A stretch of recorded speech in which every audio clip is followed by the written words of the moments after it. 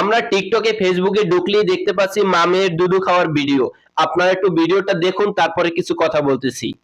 দুধ খাইতে আসছিল, বকা দিছি, এখানেই ঘুমাই গেছে এইভাবে।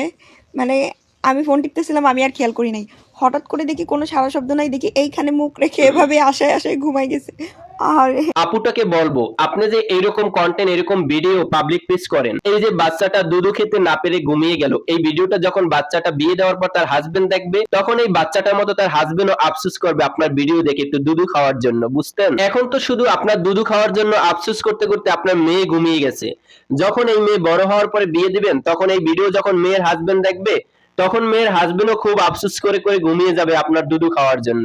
বুঝতে পারছেন আপু? এরকম কন্টেন্ট পাবলিক পেজ করতে আপনার হাজবেন্ড কিভাবে দেয়, এটা খুব আফসোস লাগে। আপনারা এই আপুর ভিডিওগুলো লক্ষ্য করলে দেখতে পারবেন, প্রতিটা ভিডিওর ভিতরে এই পিসি মেয়েকে নিয়ে এবং দুধু নিয়ে ভিডিও করে। মেয়েটি দুধু খেতে চাচ্ছে, উহু রে ব্যথা পাচ্ছি, তো তুমি জ্বালাইও না, তো দুধু কেন চাচ্ছ, তো দুধু এখন দেওয়া যাবে না।